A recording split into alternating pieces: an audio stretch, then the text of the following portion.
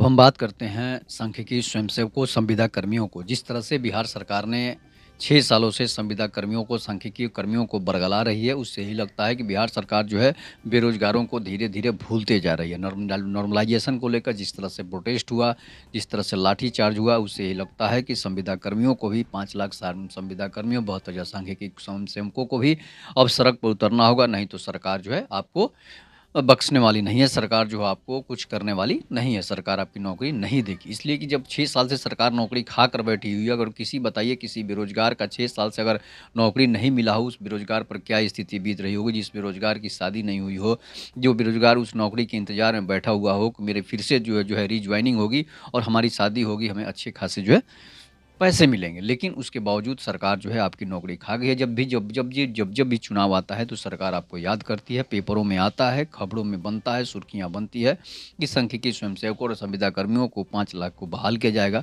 लेकिन सरकार जो है रोज़गार का ढिंढोरा पीट रही है कि 20 लाख मैंने शिक्षकों को रोज़गार दे दिया, 20 लाख जो है रोज़गार दे दिया, 20 लाख शिक्षकों को नियुक्ति पत्र दे दी। एक दिन में जो है इतना लाख नौकरी दे दिया, एक दिन में इतना इतना लाख नौकरी दे दिया, लेकिन अफ़सोस की बात है कि जो संविदा कर्मी 5.5 लाख संविदा कर्मी नौकरी की आस में 2012 से लेकर 2024 तक बेरोज़गार बैठे हुए हैं। 2000 की कोई 2012 से बेरोज़गार बैठा हुआ है, कोई 2016 से बेरोज़गार बैठा हुआ है, कोई 2015 से बेरोज़गार बैठा हुआ है। तो फिर कौन से सरकार जो है किस तरह की बातें करती है कि हमने रोज़गार दिया है, हमने नौकरी दिया है। कहाँ है वो रोज़गार, कहाँ है वो नौकरियाँ जो जिसकी नौकरी अब खा कर बैठे हैं। जब नीतीश कुमार की समाधान यात्रा निकल रही थी, उस समय भी सांख्यिकी स्वयंसेवकों ने उन्हें ज्ञापन दिया। उस समय में नीतीश कुमार ने कहा कि हाँ, हम आपकी नौकरी करेंगे, लेकिन उसके बाद भी सरकार भूल जाती है।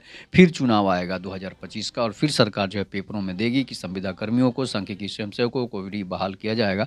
लेकिन फिर जब चुनाव खत्म हो जाएगा तो फिर सरकार भूल जाएगी। इस तरह से 10 साल, 20 साल तक सरकार चलता रहेगा और सरकार जो है नौकरी जब देना ही है तो फिर इतने दिन लटकाने की क्या ज़रूरत है? क्या समस्या है भाई सरकार को कि इतने दिनों से नौकरी को लटका कर रखी हुई है और संविदा कर्मी और सांख्यिकी स्वयंसेवकों के जो भी नेता मंत्री हैं वो सब जो है हिजड़े टाइप के हैं। इसलिए हिजड़े टाइप के हैं कि वो सरकार के चमचे बने हुए हैं, सरकार उनको जूता दे देती है और वो चाटते हुए वहाँ से बाहर निकल जाते हैं कि हाँ, आपकी नौकरी हो जाएगी। अरे नेता बने हो तो सरकार को प्रोटेस्ट करना चाहिए सरकार के खिलाफ, तभी जाकर आपको नौकरी मिलेगी, नहीं तो फिर नौकरी की आशा आप छोड़ दीजिए और नेता बनते रहिए, चंदा इकट्ठा करते रहिए, झूठ-मूठ के केस कोर्ट में केस करते रहिए और वो केस भी खारिज हो जाता है, विधानसभा से भी रिजेक्ट हो जाता है। तो फिर आप किस चीज़ की बात करते हैं कि सीडब्ल्यूजेसी वाले का होगा, जो ना ही काम किया है उसका नहीं होगा, जो काम किया है उसका भी नहीं होगा, तो भई आपका कहाँ से होगा? जब कोर्ट भी रिजेक्ट कर दिया आपको, विधानसभा भी रिजेक्ट कर दिया आपको, नीतीश कुमार भी रिजेक्ट कर दिया आपको, तो फिर कौन-सी बात करते हैं? कहाँ की बात करते हैं कि आपकी नौकरी होगी, आपकी नौकरी नहीं होगी? मैं लिख के दे रहा हूँ कि कभी भी सांख्यिकी स्वयंसेवकों की नौकरी नहीं होगी। जब तक आप प्रोटेस्ट नहीं करेंगे, तुमसे अच्छा तो महिलाएँ हैं, आंगनबाड़ी सेविका और सहायिकाएँ हैं, जिन्होंने अपना अधिकार के लिए लड़ा और अपना अधिकार ले लिया और उन्हें उसकी पेमेंट जो है 18,000 से 20,000 रुपए होगी, सहायिकाओं की होगी।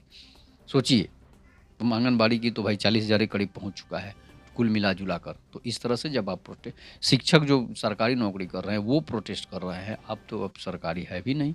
तो फिर आप प्रोटेस्ट नहीं करेंगे, घर बैठे रहेंगे तो कैसे आपकी नौकरी होगी? तो इस पर आप अपनी प्रतिक्रिया ज़रूर दीजिएगा। तब तक के नमस्कार। जय हिंद, जय भारत, जय श्री राम।